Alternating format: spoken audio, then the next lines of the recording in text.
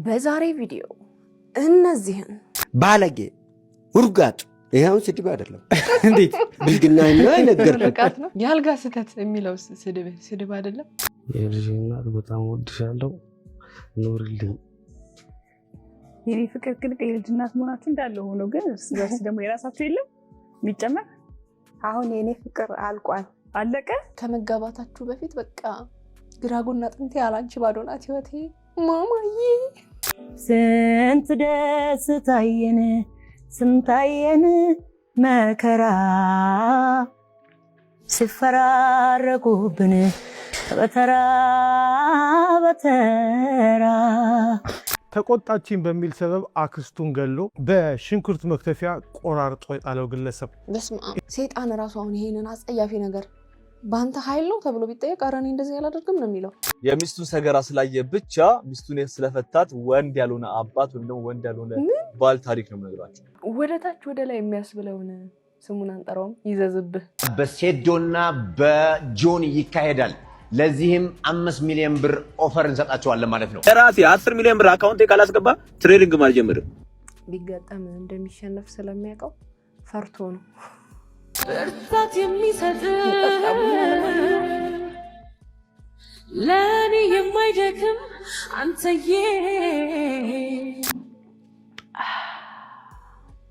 ሰሞኑን አነጋጋሪው ጉዳይ እናንተን ብቻ አይደለም ቤተሰቦቼም ደንግጠዋል። እናቴ ደንግጣለች፣ አባቴ ደንግጧል፣ ዘመድ አዝማዶች ደንግጠዋል። ማርትዬ እንኳን ደስ አለሽ የኔ እናት። እኔ ላንቺ ነበር ቅስሜ የተሰበረው። እነዚህንና ሌሎችንም እናንተን ፈታ ዘና ያደርጋሉ እንዲሁም ደግሞ ግርምትን ይጭራሉ ብለው የእናንተ ምክርና ተግሳጽ ይፈልጋሉ ብዬ ያሰብኳቸውን ቪዲዮዎች ሰብሰብ አድርጌ ይዤላችሁ መጥቻለሁ።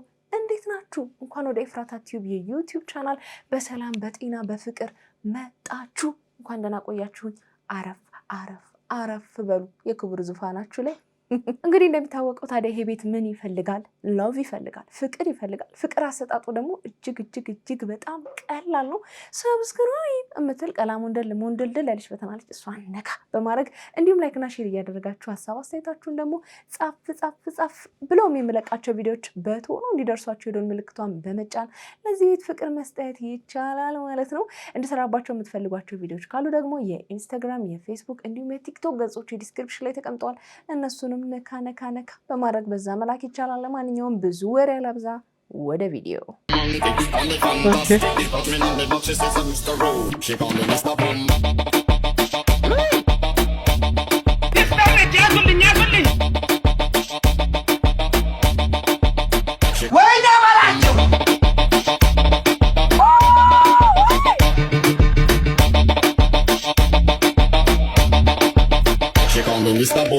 How are you, Melat? How are you? I'm fine, thank you.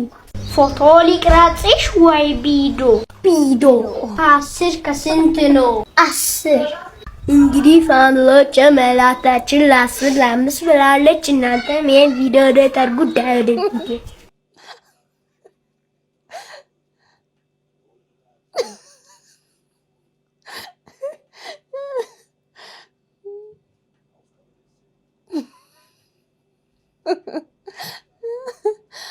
ሜላት እባክሽ ደቂቃ ጨምሪለት ትንሽ ያዝናናል።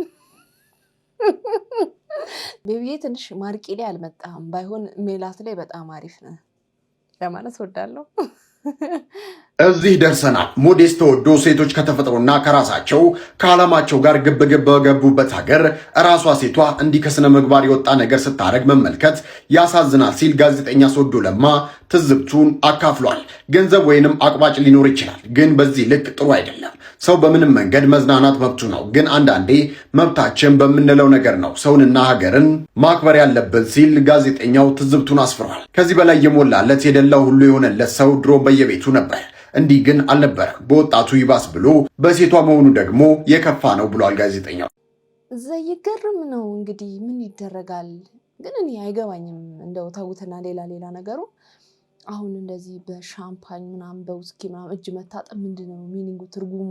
በጣም ሀብታም ነኝ አለኝ እንደፈለኩ አደርጋለሁ፣ ስፈልግ እጠጣዋለሁ፣ ስፈልግ ሻወር ወስድበታለሁ፣ ስፈልግ እጄን ታጠብበታለሁ ምናምን ነው። ምንድነው ትርጉሙ? ግልጽ ብታረጉት የተለያየ አይነት ባህሪ ያለን ሰዎች ነን እንግዲህ እዚህ ምድር ላይ የምንኖረው። አንዳንዶቻችን አባ ግድ የለው ስንሆን፣ አንዳንዶቻችን ደግሞ ግድ ያላቸው ሰዎች ሆነው ኑሮ የጠለዛቸው ለመሰረታዊ አገልግሎት የሚሆን ሞዴስ መግዛት ያቃታቸው እህቶቻችን ያሉበት ሀገር ነውና ምን ይደረጋል እንግዲህ በእኔ ጭንቅላት አስበው አይባል ቀልብ እንዲሰጣቸው መጸለይ ነው። ስድብና ግጻጼ ባህላዊ የአገር በቀል ስድቦችን መሳደብ ስድብ አይደለም። ስድብ ዘመናዊ ስድቦች ናቸው። ዘመናዊ ስድብ ብዬ እና ባህላዊ ስድብ ብዬ የሚለው ባለጌ፣ ውርጋጥ ይሄውን ስድብ አይደለም። እንዴት ብልግና ነው አይነገርኩት። ልክስክሳም ይሄ ስድብ አይደለም።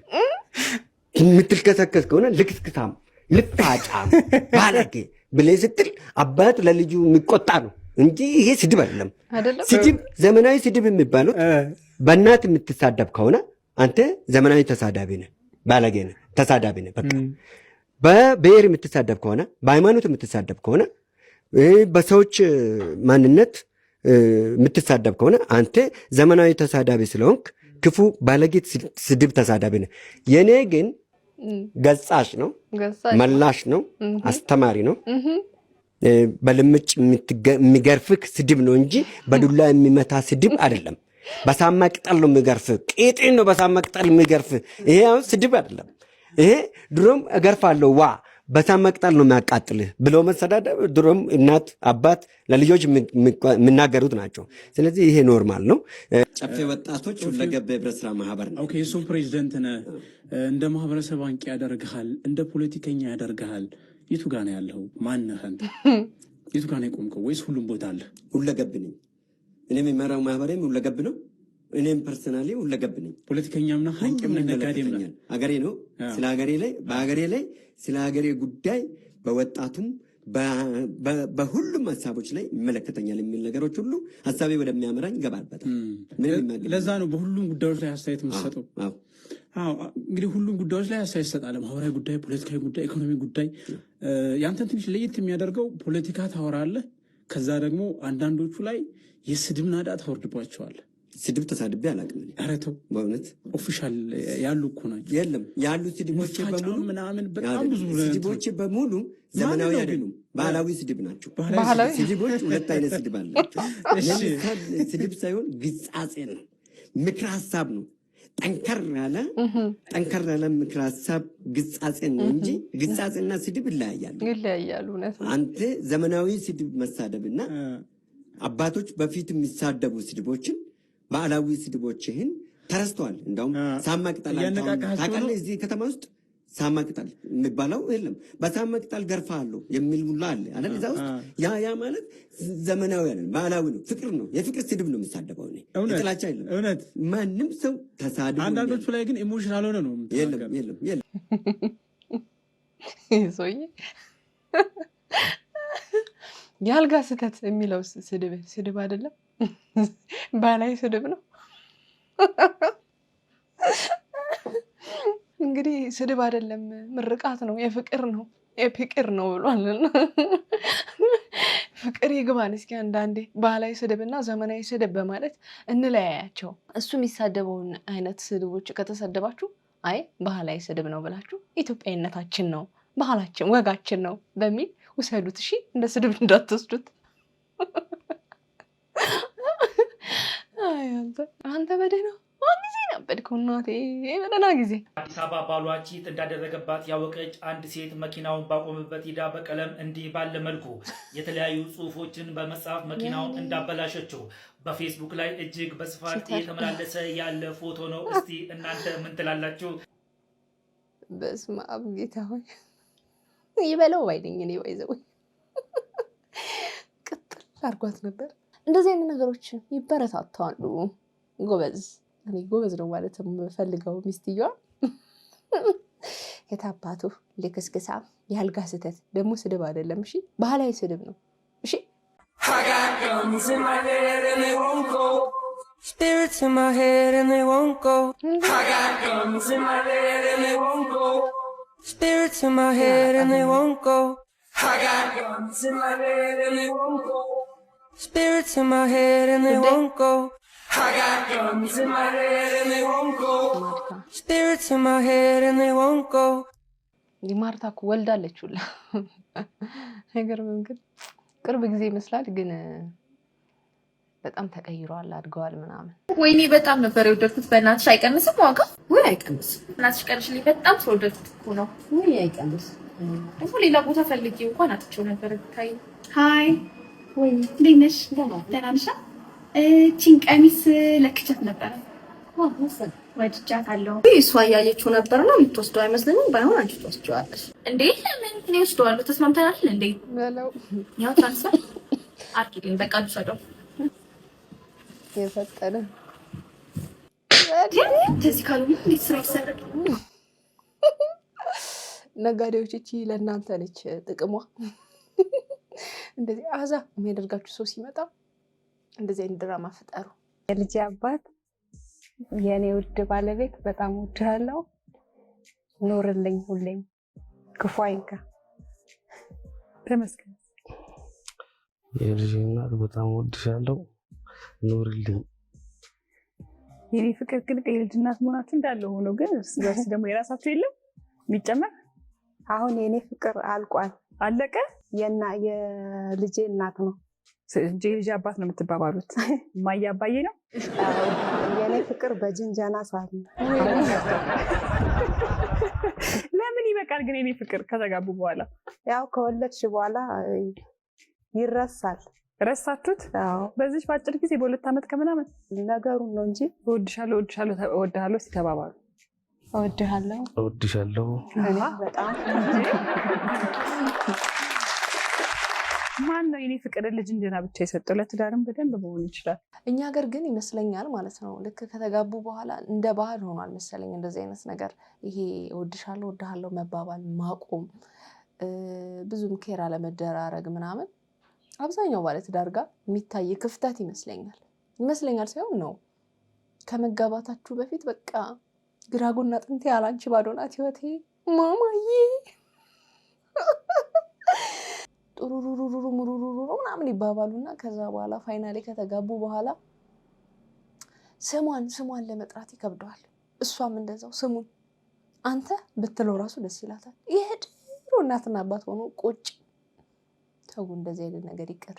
ተው ግን እንደ ድሮቹ እኔ ፍቅሬ ምናምን ተባባሉ። ምን ችግር አለው? እስቲ እንዴት ነው ከተሰበሰበው በላይ የገዛችሁት እቃ ዋጋ የሚበልጠው? እንደገና ለምን ውድ እቃ መረጣችሁ የሚለውን እሱን ብትመልስልኝ። ጥሩ ጥያቄ ነው። ቤተሰብ ቅድም እንደውም ያልገለጽኩልህ ኢቭን አሁን የብርሃን ማስገቢያ መሀል ላይ ፎቅ መሀል ላይ ብርሃን ማስገቢያ ያለ ቆርቆሮ ላይ ማለት እሱ ራሱ ከእስራኤል ነው የመጣው። እሱም ኤክስፔንሲቭ ነው። እዚህ ሀገር በትንሹ መግዛት የሚቻለው ማለት ነው። ዊንዶ ሲል የሚባል አለ። ዊንዶ ሲል ራሱ አሁን ብዙ ፎቆች ማርበል ነው የሚገጥሙት፣ እኛ ጋር ግራናይት ነው። ሌላው ደግሞ ይሄ ራሱ ሴራሚኩ አሁን የመጣው ፖርሲሊኑ የሚገጠምበት አገጣጠም ደግሞ አሰራር አለ። አሁን እኛ የምንጠቀመው አሰራር ስክሪድ የሚባል በደንብ ሊፎ ተደርጎ በጣም ወፍራም ነው። ከዛ ደግሞ ማጣበቂያ መሳሪያ እንጠቀማለን። 3 ምናምን እጥፍ ዋጋውን ይጨምራል። አልሙኒየምም የቱርክ ነው ያለና ይሄ ሁሉ እንግዲህ መጀመሪያ ይሄን ያደረግንበት ያው ይሄ እንግዲህ ብዙ ሰው የሚንቀሳቀስበት ግቢ ነው። በጣም አሁን ያለው ሰው ራሱ በጣም ብዙ ጭንቅ ያለ እና ብዙ ትራፊክ ይበዛዋል እንቅስቃሴ። ስለዚህ ያው የማይበላሽ ዕቃ መሆን አለበት። ሰው ደግሞ በኋላ የሆነ ነገር የማይሆን ቢሆን እኮ ጥሩ ዕቃ አልገጠሙም የሚችል በእርግጠኛ ለዛ ብለናል። እና ይሄ ከግማሽ በታች ሊያደርገው ይችል ነበርና ጥሩ ዕቃ የገጠምነው ያው ረጅም ጊዜ እንዲቆይልን የሰበሰብነው 900 ሚሊዮን። አሁን ያለን ዕቃ ግን የፊኒሽንጉ ብቻ 2 ቢሊዮን ይሆናል። ይሄን መታችሁ ማየት አለባችሁ። እኛ መቄዶንያ ላይ እግዚአብሔር ነው የሚሰራው። እግዚአብሔር በረከት አለ። 100 ብር የረዳ ሰው 100 ሺህ ብር 100 ሺህ ብር ነው የሚጠብቀው። ምርጥ የሆነ ለም መሬት ላይ እንደመዝራት ነው። ውጤታማ ቦታ ነው። እርዱም የምንለው ለዚህ ነው። ዝም ብሎ በምክንያት እንደሰማነው እንግዲህ የመቄዶንያው መስራች ቢኒያም በለጠ ባለፈው ባስገባቸው እቃዎች ላይ ያው ሰው የራሱን ጥያቄ አንስቷል። በጣም ብዙ ብር ወጪ ወጥቶበታል። ለምንድን ነው ይህን ያህል ብር ያወጣው? አገር ውስጥ እቃዎች መገዛትና መገጣጠም እየቻሉ ለምንድን ነው ከውጭ ያስገባው? ይህን ያህል ብር ስለምን ወጪ ያደረክ ተብሎ ጥያቄዎች ሲቀርቡለት ነበረ። እንግዲህ እሱም በዚህ መልኩ ምላሹን ሰጥቷል። እንግዲህ በጣም በርካታ ሰው ነው መቄዶንያ ውስጥ የሚኖረው እና ጥራት ያለውና ረጅም ጊዜ አገልግሎት መስጠት የሚችል እቃ እንዲገጠም ስለፈለግን ነው ይሄን ወጪ ያወጣ ነው የሚል ምላሽ ሰጥቷል። እንግዲህ እሱ እዛው ስለሚኖር ምን ያስፈልጋል፣ የትኛው እቃ የተሻለ ነው የሚለውን ባለሙያ አማክሮ ነው መቼስ እንደዚህ አይነት ውሳኔዎችን ሊወስን የቻለው ብዬ አስባለሁ። ጥያቄው እንደ ጥያቄ መነሳቱ ክፋት የለውም። ግን ጠያቂዎቹ ገንዘብ በማሰባሰብ ሰዓት ላይ እርዳታ የማሰባሰብ ፕሮግራም ላይ እዛ ያሉትን ሰዎች ማብላት፣ ማጠጣት፣ መንከባከብ ላይ አንድ ቀንም ተሳትፈው የማያውቁ ሰዎች መሆናቸው ነው ትንሽ ለምን እንደዚህ አይነት ጥያቄዎችን እንደዚህ ዲስሪስፔክት ፉል በሆነ መንገድ ይጠየቃል የሚል ሀሳብ አስተያየት ከዚህ ቀደም ልንሰጥ የቻልነው እሱ ነው። ኃላፊነት ወስዶ በዚህ ልክ እየሰራ እየለፋ እየጣረ ያለውና ሲሆን ከጎኑ መቆም ይገባናል ብዬ አስባለሁ። የሚገርመኝ ብዙ ጊዜ ለመተቸት የምንሯሯጠው እዛ ቦታ ላይ ምንም ነገር አድርገን የማናቅ ሰዎች ነንና እንደው በተቻለን አቅም ቢያንስ እየሄድን ብንጎበኘ መቄዶንያን በዚህ አጋጣሚ ማለት እፈልጋለሁ።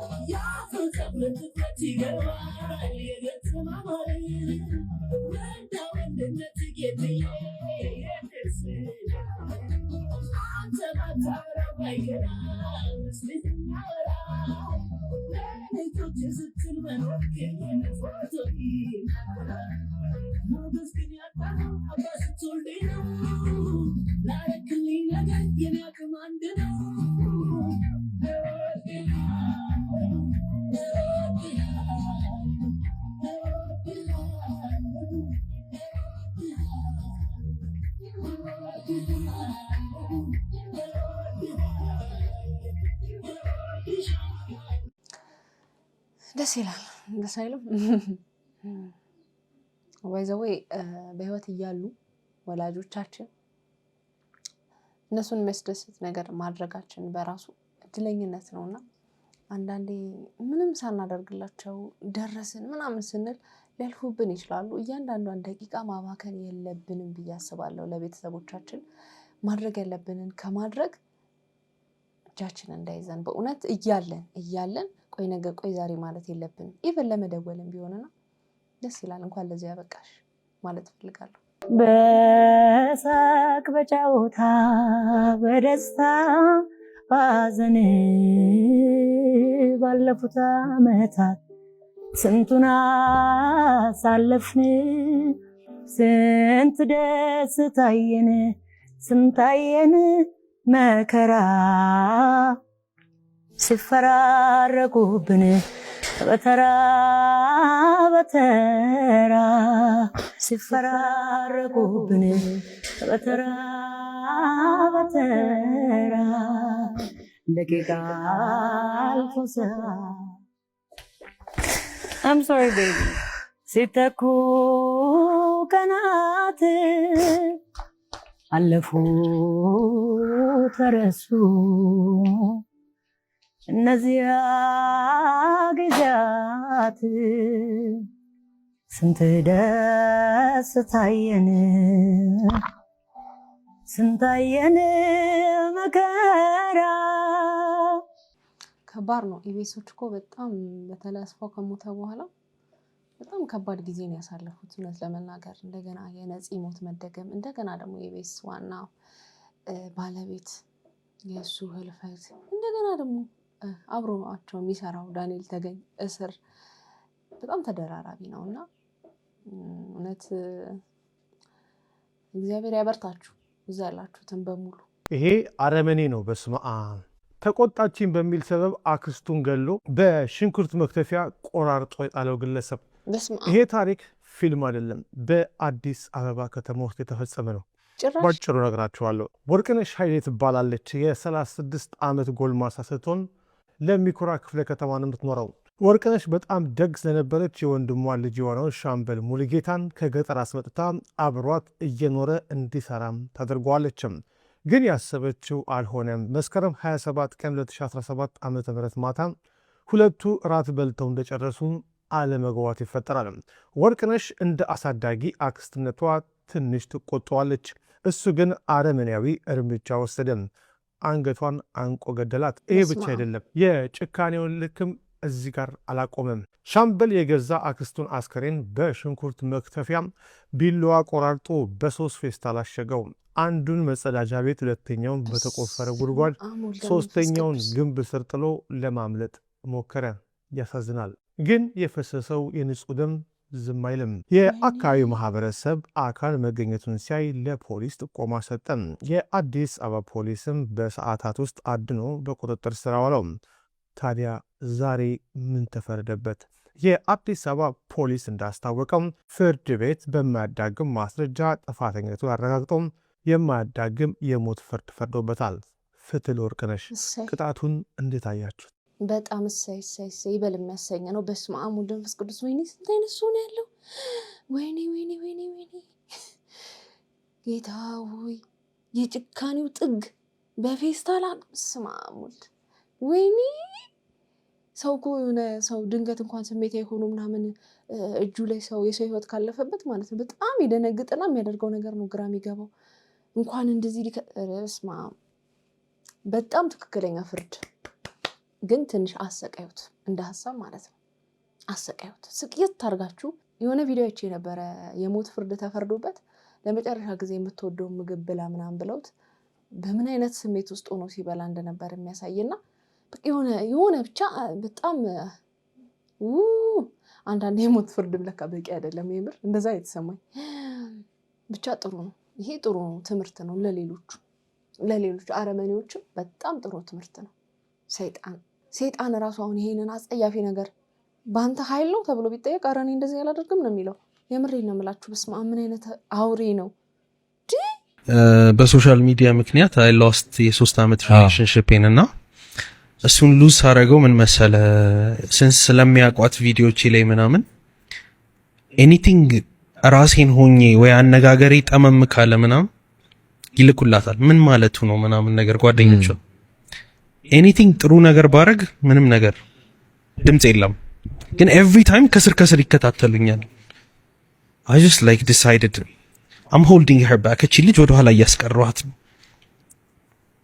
ሰው በቃ ምንም አርጋኝ አይደለም። she was an amazing human being። አሁንም እምልህ 4 ነጥብ ከሆነ 4 ነጥብ መሆን አለበት እምልህ ለዛ ነው። she was an amazing human being supportive ምናምን፣ ግን I will not impress her friends። like በቃ ከመንገዴ ወጥቼ ጓደኞቿን ኢምፕሬስ ለማድረግ የሚሄደው መንገድ የለም። በቃ የሆነ ሰዓት ላይ ገባኝ it can't happen። ራሴን መሆን አልችልም። or I'm about to be that clown my whole life ጅል ሆኜ ነው የኖርኩት። I've accepted that። አሁንም ጅል ለመሆን ችግር የለብኝም። ከዛ አድቫንቴጆቹን አይቼዋለሁ። ግን ለሰው ብዬ መጃጃሉ አልታየኝም።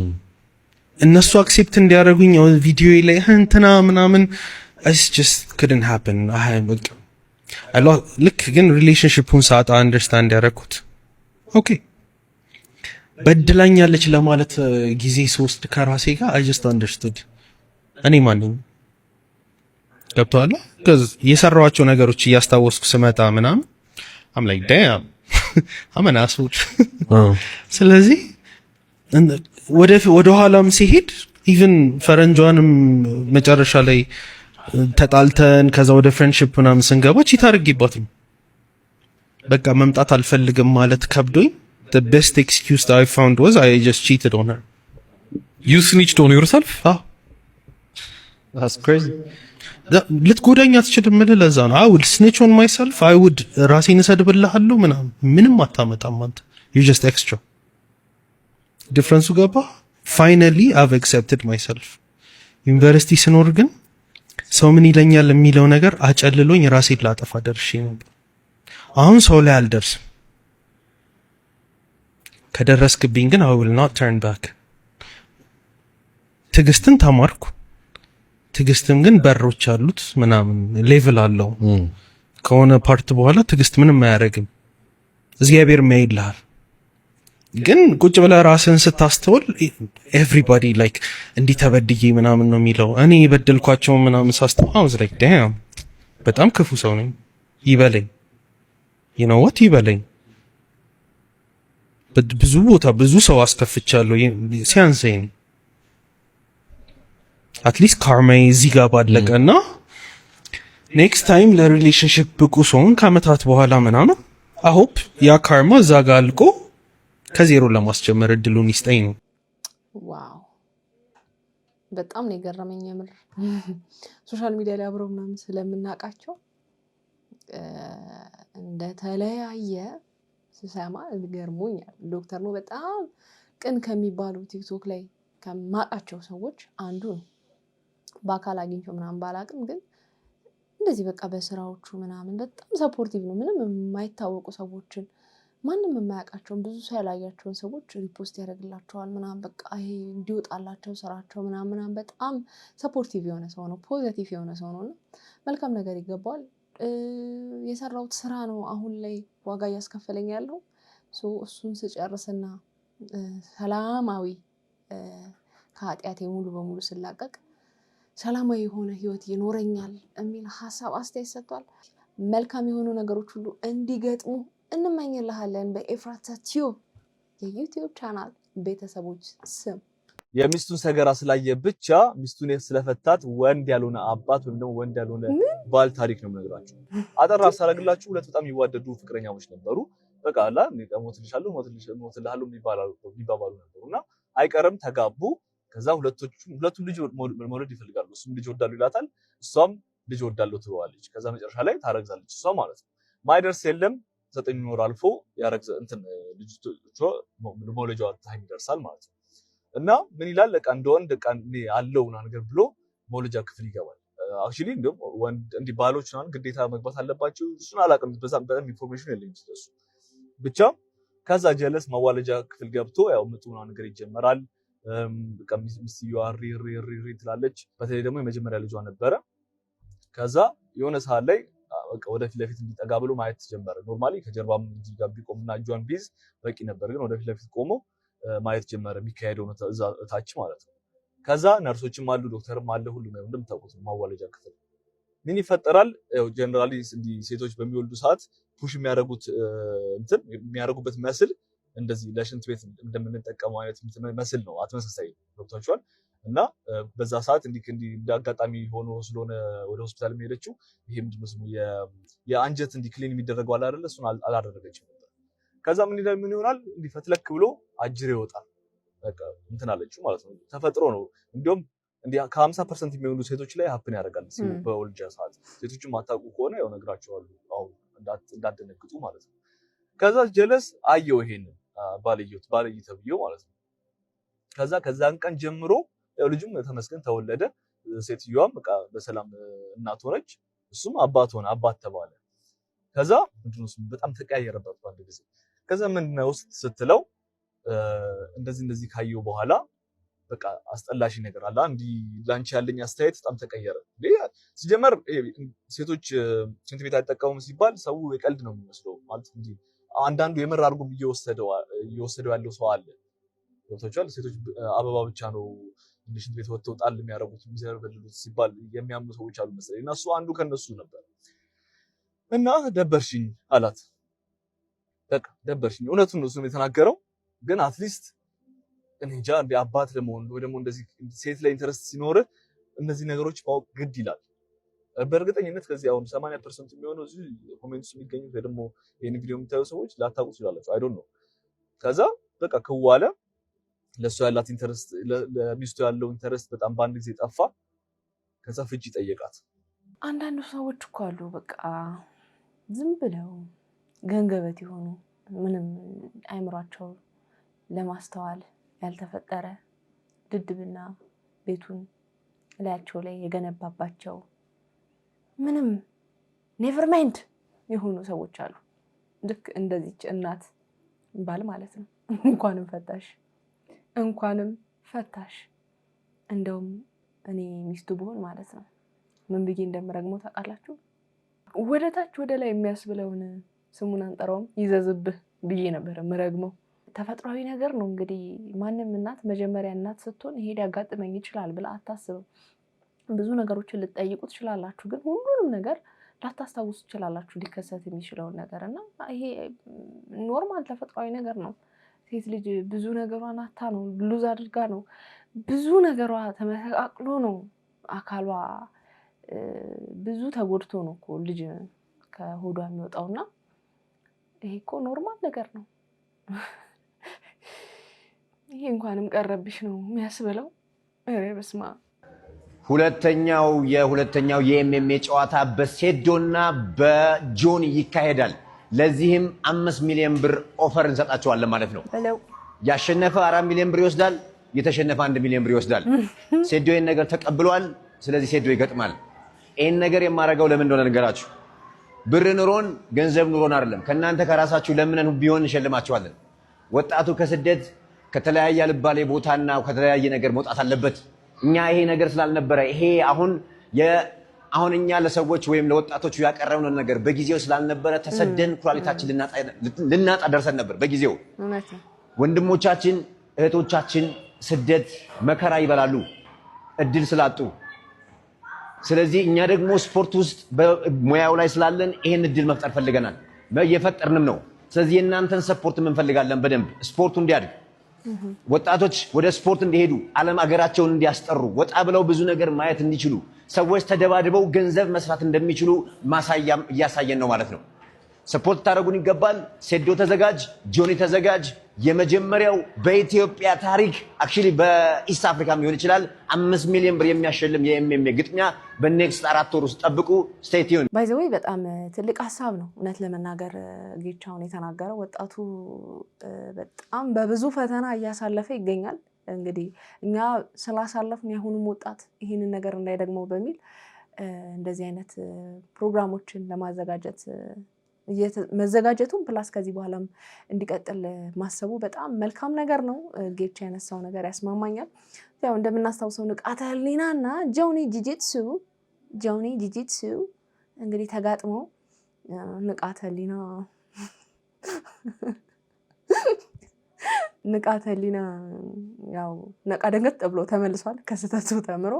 ታዲያ ይሄንን ባየ ጊዜ ሴዶ ማርሻል እንዲህ እቺን እንቁራሪትማ እኔ በጫማ ጥፊ ነው ማለት ምናምን ብሎ እጋጠማለሁ ምናምን ብሎ ጥሪ አቅርቦ ነበረ። ጌችም 5 ሚሊዮን ብር ሽልማት ይኖራል። ያሸነፈ 4 ሚሊዮን ብር፣ የተሸነፈ ደግሞ 1 ሚሊዮን ብር። እኔ ታሳብ ተሸናፊ ሆኜ እኔ ለምን አልገባም? ሴዶ ማርሻል ዝም ብሎ ጉራውን ከሚነፋ እኔና ጆኒ እንጋጠምና እንደሚያሸንፈኝ ይታወቃል። ተሸንፌ እኔ 1 ሚሊዮን ብሩ ለምን አልወስድም ነው የኔ ጥያቄ። ለማንኛውም ግን ሴዶ ማርሻል ትንሽ የፈራ ይመስላል። እጋጠማለሁ ካለ በኋላ ሲያስበው እንደሚሸነፍ እርግጠኛ ስለሆነ 4 ሚሊዮኑን ብር ጆኒ ሊበላው እንደሚችል እርግጠኛ ስለሆነ ይመስለኛል 10 ሚሊዮን ብር አሁኑኑ በአካውንቴ ካልገባ እንደውም ትቸዋለሁ አትመጥኑኝም እያለ ይገኛል በአሁኑ ሰዓት። እስኪ እንስማው። አያልቅበት። ከዚህ በኋላ ካልከፈለኝ ለራሴ 10 ሚሊዮን ብር አካውንቴ ካላስገባ ትሬዲንግ አልጀምርም። ያ ነው የማይሆን ያው ነው የሰራው ቪዲዮ በጣም አናዶኛል። እኔ የማይሆን ነገር ያወራል። ሱማሌ ምናምን ይላል። የታባቱ አቅለት አለው ሱማሌው ራሱ አይደል ፈርሶ ሸሽቶ የጠፋው። ከፈለኝ አንድ እርምጃ 10 ሚሊዮን ብር አካውንቴ ላይ ካልገባ አንድ እርምጃ አልራመድም። ስለ ውድድሩ ስለሚገኘው ገንዘብ አይደለም። እኔ ገንዘብ ነኝ። ጠንቅቃችሁ እንድታውቁ የምፈልገው እኔ ገንዘብ ነኝ። ያለቃቅሱት ስማ፣ እኔ እሱ ለምኖኝ ነው እንጂ እኔ ፋይተና እንጂ ይሄ እንደ እንቁራሪት ተንከባሎ እውነት ስፖርት የሚችል መስሏቸው ነው። ምንም አይችል ልጅ ምንም ከገዛ ከጫካ የመጣ ምንም ማያውቅ ልጅ አሸነፈና ሌላውም ያሸንፍ መስሏቸዋል። እኔ ቆለኝ እንደውም እኔ ቪዲዮ መስራቴ ነው አሁን ትልቅ ስህተት የሰራሁት። እኔ ቪዲዮ መስራቴ ነው እንጂ እነሱ ይረሱ ነበር፣ በሰከንድ ይረሱ ነበር። እኔ ቪዲዮ ስሰራ በቃ ሙሉ ዓለሙ ተናጋ ገብቷል። ጥፋቱ የኔ ነው። ከዚህ በኋላ ግን ለምኖኝ በቃ ለምኖኝ ከፍሎኝ ነው ከዚህ በኋላ እንደውም ፋይቱ ላይ የምገባው ተከፍሎኝ ነው እንጂ እዛ የሆነ ብሩ ለማግኘት አይደለም። ተከፍሎኝ ነው የምገባው። አይመጡኝም። እኔ ቀድሞ ነው እኮ እኔ ራሴ ነኝ ያቀለልኩ ገብቷል። እኔ ራሴ ስታወርድ አበሻ እኔ ለዚህ ነው እኔ መጀመሪያ አትመጡኝም ስለነበረው ራስ አወረድኩላቸው። በቃ ተስማማላቸው። እንደዚህ ማለት ማውራት ጀምሩ ሌላ ምናምን በቃ እዚህ 5 ሚሊዮን ብር ማቅረባችን ባይ ዘ ወይ እንደውም ልንመሰገን ይገባል እንጂ ሌላ ብር ጨምሩ ብሎ መምጣት ኢትስ ቬሪ ቬሪ አንነሰሰሪ። ቢቀር ለምሳሌ ብር ጨምሩ ትለኛ አሁን ነገ ጠዋት በቃ ቀርቷል ከከሬ ጋር ይሆናል ነው የምለው እኔ። ከዚህ ግድም የለንማ ማት ፋይተሮች አሉ ይሄን ነገር ማድረግ የሚችሉ። ሶሻል ሚዲያውን ነው ተቆጣጥረነዋል እኛ። አንተ ከምትቆጣጠረው በላይ መቆጣጠር እንችላለን ደግሞ ለሶሻል ሚዲያ ምንም ችግር የለም። ሰው እንደዛ አይነት አስተሳሰብ ባይኖራችሁ ጥሩ ነው። አችሉም ገጅ አችሉም በቃ አችሉም ሶሻል ሚዲያው ከኔ በላይ በምንም ተአምራችሁ ነው በምንም ተአምር እነዚህም የመጡት እኔ አሁን ከዚህ በፊት ያደረጉት አንተም የመጣው ሶሻል ሚዲያ የኔ ስም ጠርታችሁ ነው። ይሄን በለው አንተም የፈመግበው የኔ ስም ጠርተህ ነው። ያኛውም የፈመግ በእኔ አይደል እንደተጀመረ ስማ 1.3 ሚሊዮን ሰው ይከተልሃል እንዳንተ አይነት ሰው ማለት 1.3 ሚሊዮን እንዳንተ አይነት ሰው ፕሮፌሽናል ይሆናል። 400 ሰው የሚከተለኝ ሰው አይነው ምን አይነት ሰዎች እንደሆኑ ምን አይነት ሰዎች ኢትዮጵያ ውስጥ ምን አይነት ሰው እንደሆኑ አውቀዋለሁ። ምን አይነት ቫልዩ እንዳለ ምን አይነት ዋጋ እንዳለ ምን አይነት ሰው እንደሆኑ 5000 ሰው 6000 ሰው እንደ ኮንሰርት የመጣው እኔም ብሎ እንጂ አንተ ብሎ አይደል 6000 ሰው እንደ ኮንሰርት እኛ ነን እኮ ያነቃቃ ነው። በለው ማርሻል አርቱ እኮ እኛ ነን። የእኛ ስም ተጠርቶ እኮ ነው የመጣው። በለው በምን ቀልደህበት አንተ ብሎክ የሰበር ቀልደህበት እንዴት ነው ሰው የሚመጣው? ምን አይደለም። መጀመሪያ ማንን ነው የጠራው? ለምን ነው ማንን ነው የጠራው? እምቢ አልፈርተህ እምቢ አልክ እኮ አሁንም እኮ ፈርተህ ነው እምቢ አልክ። ባይሆን 5 ሚሊዮን ፈርተህ ነው እምቢ እኮ አልክ። 5 ሚሊዮን አትመጥኑኝ ምን አልኩት እኔ መፍራቻ ሳይሆን አትመጥኑኝ። ለምን የት ፋይት አድርገህ ምን ፋይት አድርገህ ነው የማይመጥን ማን ነው የማይመጥን? ምን ፋይት አድርገህ ምን አድርገህ እንዴ ምን ፋይት አድርገህ ነው ማን ነው የሚፈራህ? ምን ፋይት አድርገህ ምን ፕሮፌሽናል ፋይት አድርገህ ኖ አንሰር የት ፋይት አድርገህ የት አይተህ ነው እንደዛ የምትለው ነው? አሁን በፕሩፍ እኛም እኮ ይሄን 5 ሚሊዮን ብር ያቀረብንልህ ፕሩፍ እንድታደርግ ነው። እንየው ያንተን ፕሮፌሽናሊቲ እንየው፣ ሜዲያ ላይ እንየው፣ ጆኒ ያለልህ ግጠመው እንየው ነው ያልነው እኮ 5 ሚሊዮን ብር የሰጠንህ ለዛ ነው። ቢገጠም እንደሚሸነፍ ስለሚያውቀው ፈርቶ ነው። አይሰይዱ ደግሞ ሶማሌውና እንግሊዛዊው ምናምን ይላል። ራሱ ነው ላሽ ያለኝ ብሎ ራሱ ተናግሯል ሶማሊያዊ። እውነት ለመናገር እኔ ከሰይዶ ጋር ተጋጥሞ ጆኒ ልኩን ቢያሳየው ደስ ይለኛል ብዬ አስባለሁ። ግን ደግሞ ማለት ነው እንደ ሀሳብ ጆኒ ፕሮፌሽናል ከሆነ ሰው ጋር ከሚመጥነው ሰው ጋር ቢጋጠም በጣም የተሻለ ነው ለስፖርቱ። ስፖርቱንም ያከብራል፣ ያስከብራል። እንደዚህ ዲሲፕሊን የሌለው ሰው፣ የሚሳደብ ሰው፣ ለሚያወጣው ቃል ጥንቃቄ የሌለው ሰው ከእንደዚህ አይነት ሰው ጋር የስፖርታዊ ጨዋነት የሚባለው ካራክተር ከሌለው ሰው ጋር ተጋጥሞ እንደውም ስፖርቱን ባያቃልሉት መልካም ነው ብዬ አስባለሁ።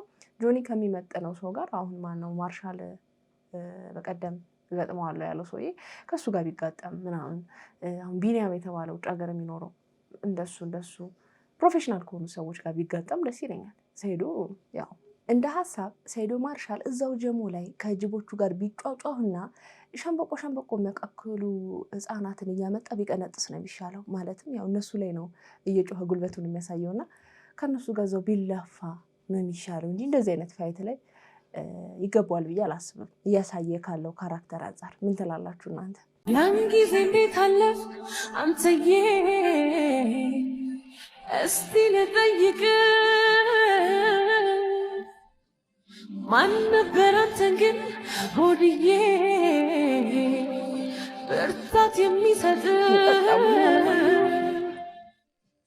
ለእኔ የማይደክም አንተዬ አንተን ነው ማውቀው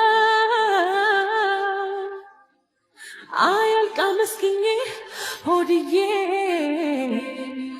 ይስጥህ ከማያልቀው ይስጥህ ከማያልቀው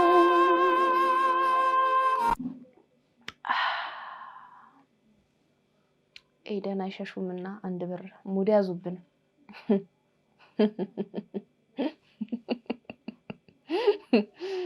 ወይ መድኃኒዓለም የሙዚቃ ክሊፕ ለመስራት ብለው ነው እንግዲህ እንደተመለከታችሁት ትዳር እንደመሰረተ ሰው እሷ በኢንስታግራም ገጿም ላይ በቲክቶክ ገጿም ላይ ተመስገን ምናምን ነገር ብላ እንግዲህ ፖስት ያደረገችውና በጣም ብዙ ሰው የእውነትን የመሰለው የእውነት ሰርግ የተጋቡን የመሰለው እኔን ጨምሮ የእውነትን የመሰለኝ የሚገርም የማይታሰብ ጥምረት እያልኩም ተደምሜ ነበረ።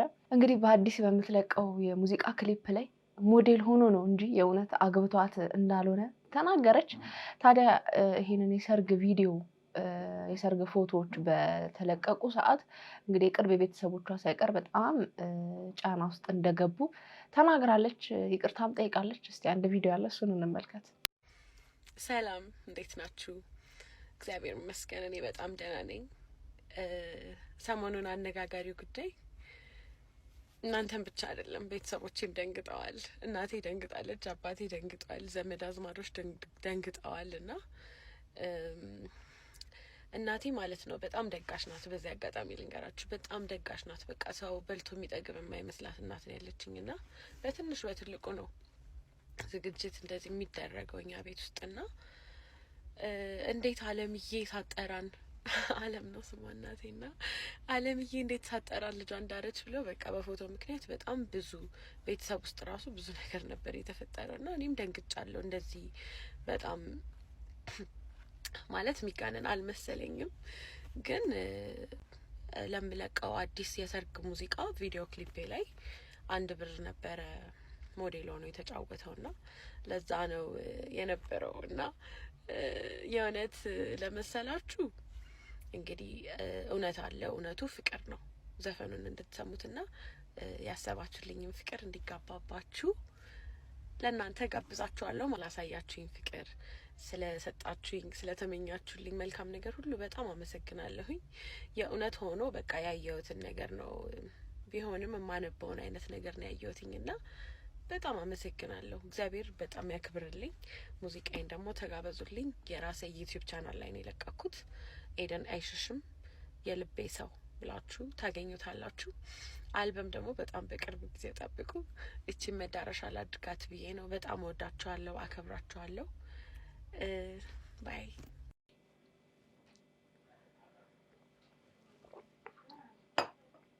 ዛሬ በሊያሾ ሙድ ገባሁባቸው።